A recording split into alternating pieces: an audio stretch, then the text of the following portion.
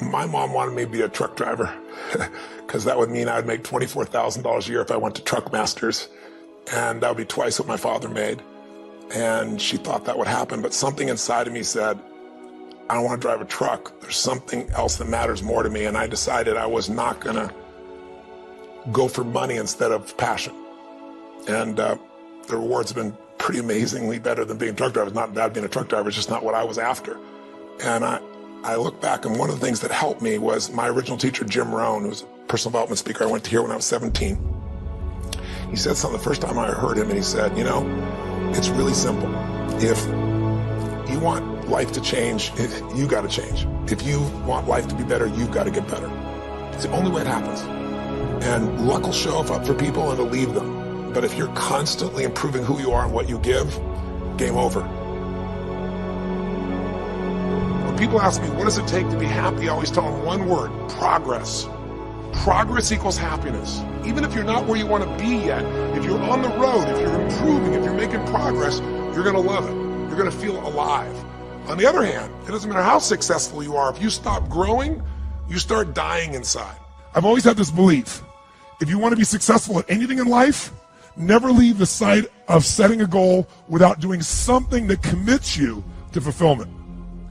If you get, like, you're in state, right, when you do something. While you're in state, that's the time to commit yourself to something that makes you follow through. So I'd call somebody up, I'd schedule something, I'd lock in the next meeting, I'd sign up for the class, I'd enroll the guy who was going to mentor me, I'd set the meeting with a mastermind of people I met. I did something so that whatever I committed to, there was something when I went home that would pull me there. It's structure. This could be the greatest time you ever live if you control what you focus on, if you find a more empowering meaning, and if you decide to model the actions of those who succeeded before you. It can be the best financial time, the best emotional time, the best spiritual time of your life, but you better take control of your state. And if you think you're going to do it just by today, you're wrong. You're going to need to get yourself some rituals. Right now, every one of you in this room is controlled by your rituals. I don't just mean this one. I mean every morning you get up. I know your body. I can look at your body right now, and I can guess your rituals. Some of you, your rituals to work out 5 times a week, I can see it clearly. 4 to 6 times a week, it's obvious. Because you couldn't look like that if you didn't do that. Some form of workout. I don't care if it's walking, lifting, whatever. Some of you, it's obvious that lifting weights is part of it. You can see by that man's muscles. I know what his rituals are. Because your life comes from your rituals. And if you don't develop the ritual, you're kidding yourself. How many agree with me on this? Raise your hand and say, I. And there are rituals that put you in state, and there are rituals that take you out of state. But if you've got what you know, that focus, the target, and you got the toolbox, and you're still not getting what you want, it's because you got inner conflicts. That's the third pillar. You've got to resolve your inner conflicts. Because that, as I tried to explain to you, 80% of success in anything is your psychology, and 20% is the mechanics.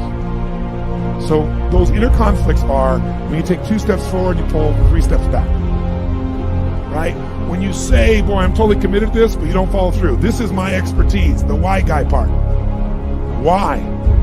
Why do you keep saying you want this? You have crystal clarity, you have the tools, and you're still not getting it? There's a conflict in you. Align your life with what is most important. And then once you are in a position where you're aligned, guess what you'll do? Take action. You won't have to work at it. When everything's in alignment, there's nothing pulling you away, boom, you go for it. Progress comes when you tell yourself the truth and you're able to feel the uncertainty and take action anyway. The thing that stops us all is fear. It's no surprise. Fear of failure, fear of rejection, fear of the unknown, fear of not looking good. And that fear we could translate into the simple thing of uncertainty. Now, when you look at someone who's incredibly successful, you look at someone who's truly a leader in their life or in their field, the one thing they have in common is they exude this sense of certainty. And where's that come from? Is it inborn? Are they lucky? Are things just going their way? No, great leaders know how to step in the uncertainty and bring the certainty to the situation. Most people in life, we really feel like the level of stress in our life comes to how much of life do you feel like you control, or how much does life control you? Do you tend to control more of what's going on, or events controlling you?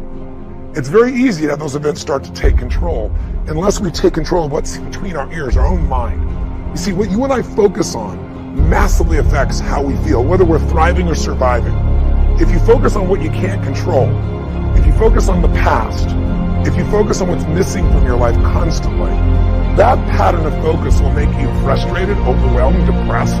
It won't even matter if you're taking antidepressants. If you keep focusing on what you can't control, what's missing from your life, you're going to feel depressed still. You can take as many antidepressants as you want. Focus equals power.